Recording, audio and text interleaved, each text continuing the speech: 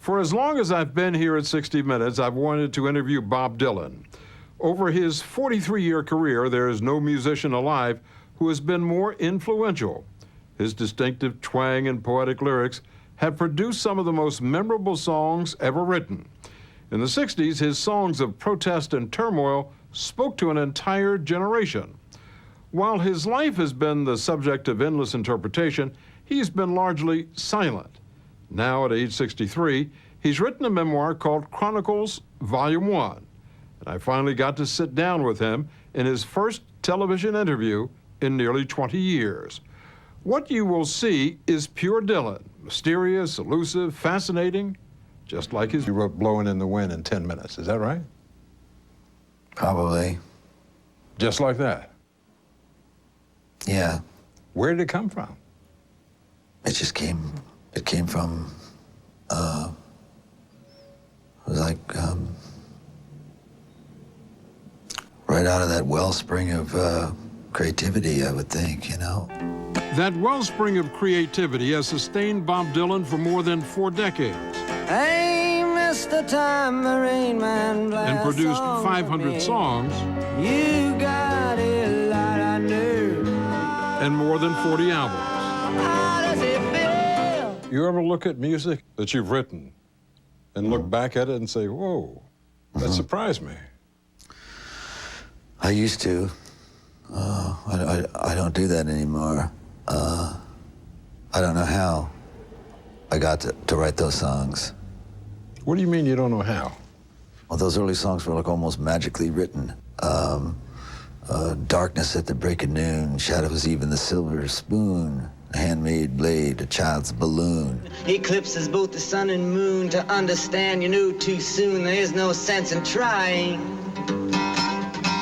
This Dylan classic, It's All Right, Ma, was written in 1964. Mouthpiece, the hollow horn, plays wasted words, proves to warn that he not busy being born, is busy dying. Well, try to sit down and write something like that. There's a magic to that, and it's not Siegfried and Roy kind of magic, you know, it's a different kind of a penetrating magic. And, you know, I did it at one time. You don't think you can do it today? Mm-mm. Does that disappoint you? I mean... Well, you can't do something forever, and I did it once, and I can do other things now, but I can't do that. Dylan has been writing music since he was a teenager in the remote town of Hibbing, Minnesota, the eldest of 2 sons of Abraham and Beatty Zimmerman. Did you have a good life, a good, happy childhood growing up? I really didn't consider myself happy or unhappy. I always knew that there was something out there that I needed to get to, and it wasn't where I was at that particular moment. It wasn't in Minnesota? No. It was in New York City. As he writes in his book, he came alive when at age 19, he moved to Greenwich Village, which at the time was the frenetic center of the 60s counterculture. Within months, he had signed a recording contract with Columbia Records. You referred to New York as the capital of the world, but when you told your father that, he thought that it was a joke. Did your parents approve of you being a singer, songwriter, going to New York? No, they wouldn't have wanted that for me, but my parents never went anywhere. My father probably thought the capital of the world was wherever he was at the time. It couldn't possibly be where any place else where he and his wife were in their own home. That to them was the capital of the world. What made you different? What pushed you out of there? Well, I listened to the radio a lot. I hung out in record stores, and I slam-banged around on the guitar and played the piano and learned songs from a world which didn't exist around me. He says even then he knew he was destined to become a music legend. I was heading for the fantastic lights, he writes. Destiny was looking right at me and nobody else. Use the word destiny over and over throughout the book. What does that mean to you? It's a feeling you have that you know something about yourself nobody else does. The picture you have in your mind of what you're about will come true.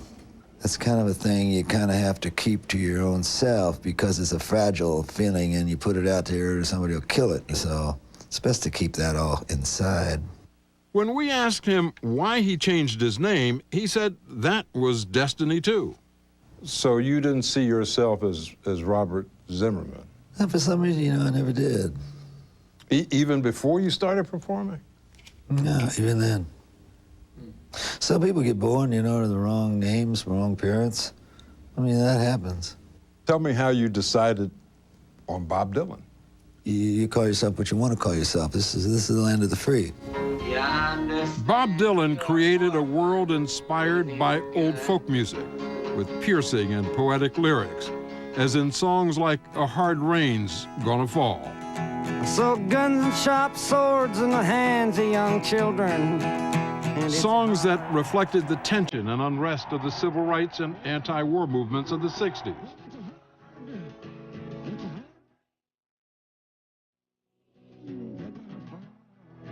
It was an explosive mixture that turned Dylan, by age 25, into a cultural and political icon, playing to sold-out concert halls around the world and followed by people wherever he went. He was called the voice of his generation and was actually referred to as a prophet, a messiah. Go, driver, go. Yet he saw himself simply as a musician. You feel like an imposter when someone thinks you're something and you're not. What was the image that people had of you, and what was the reality? The image of me was certainly not a songwriter or a singer. It was more like some kind of a threat to society in some kind of way. What was the toughest part for you personally? It was like being in an Edgar Allan Poe story. You're just not that person everybody thinks you are, although they call you that all the time. You're the prophet, you're the savior. I never wanted to be a prophet or savior. Elvis, maybe. Well, I could easily see myself becoming him, but prophet, no. I know that, and I accept, you don't see yourself as the voice of that generation, but some of your songs did stop people cold, and they saw them as anthems, and they saw them as protest songs. It was important in their lives. It sparked a movement. If your time to you is worth saving, then you better start swimming or you'll sink like a stone, for the times they are a-changing. I mean, you may not have seen it that way, but that's the way it was for them. How do you reconcile those two things? My stuff were songs, they weren't sermons. If you examine the songs, I don't believe you're going to find anything in there that says that I'm a spokesman for anybody or anything, really. But they saw it. Yeah, but they must not have heard the songs. It's ironic, that the way that people viewed you was just the polar opposite of the way you viewed yourself. Isn't that something? Dylan did almost anything to shatter the lofty image many people had of him. He writes that he intentionally made bad records, once poured whiskey over his head in public, and as a stunt, he went to Israel and made a point of having his picture taken at the Wailing Wall wearing a skull cap. When you went to Israel, you wrote that the newspapers changed me overnight into a Zionist, and this helped a little. How did it help? Look, if the common perception of me out there in the public was that I was either a drunk or I was a sicko or a Zionist or a Buddhist or a Catholic or a Mormon, all of this was better than Archbishop Anarchy. The spokesman for the generation. Yeah. Opposed to everything. Mm-hmm. He was especially opposed to the media, which he says was always trying to pin him down. Do you think of yourself primarily as a singer or as a poet? I think of myself more as a song and dance man, Let me talk a little bit about your relationship with the media. You wrote the press. I figured you lied to it. Why? I realized at the time that the press, the media, that's not the judge. God's the judge. The only person you have to think about lying twice to is either yourself or to God. The press isn't either of them, and I just figured it irrelevant. Bob Dylan tried to run away from all of that. In the mid-60s, he retreated with his wife and 3 young children to Woodstock, New York. But even there, he couldn't escape the legions of fans who descended on his home begging for an audience with the legend himself. So people would actually come to the house? Mm-hmm. And do what? Want to discuss things with me, politics and philosophy and organic farming and things, you know. What did you know about organic farming? Nothing. Not a thing. What did you mean when you wrote that the funny thing about fame is that nobody believes it's you? People will, they'll say, are you, well, I think you are, and you'll say, I don't know, you know, and then they'll say, you're him, and you say, okay, you know, yes? I say, and then the next thing I'm saying, well, no, you know, like, are you really him? You're not him.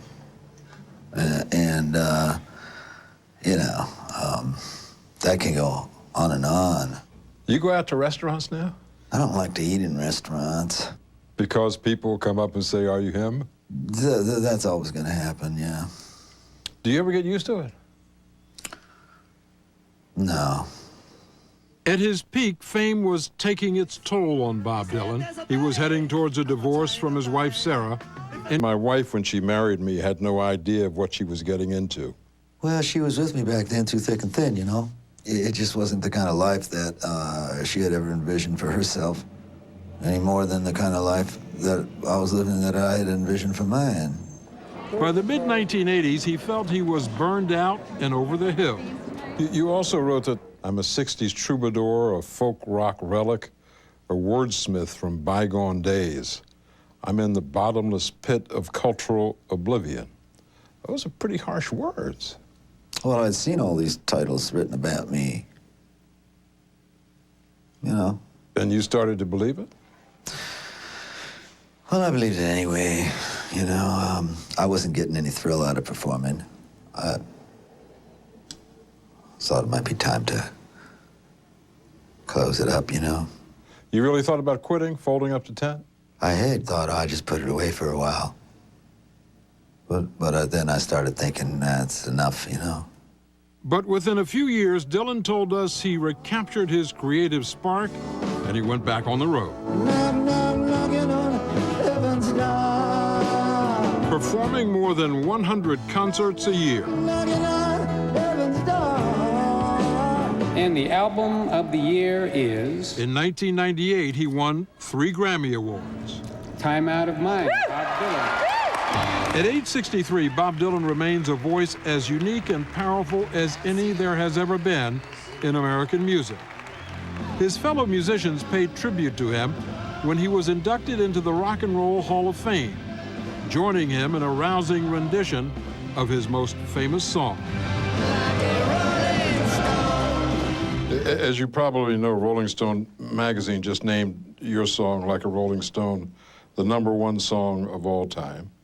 12 of your songs are in their list of the top 500. That must be good to have as part of your legacy. Oh, maybe this week, but you know, on the lists, they change names, and you know, quite frequently. Really, I don't really pay much attention to that. But it's a pat on the back, Bob. This week it is, but you know, who's to say how long that's gonna last? Well, it's lasted a long time for you. I mean, you're still out here doing these songs, you know, you're still on tour. I do, but I don't take it for granted. Why do you still do it? Why are you still out here? Well, it goes back to the destiny thing. I mean, I made a bargain with it, you know, a long time ago, and I'm holding up my end. What was your bargain? To get where I am now. Should I ask who you made the bargain with? with you know, with the chief commander. On this earth? And on this earth, and then in a world we can't see. Bob Dylan has been nominated this year for the Nobel Prize in Literature for his songwriting. His new book has been a bestseller for the past 7 weeks. It was published by Simon & Schuster, which is owned by Viacom, the parent company of CBS. Dylan is planning to write 2 more volumes of his memoirs.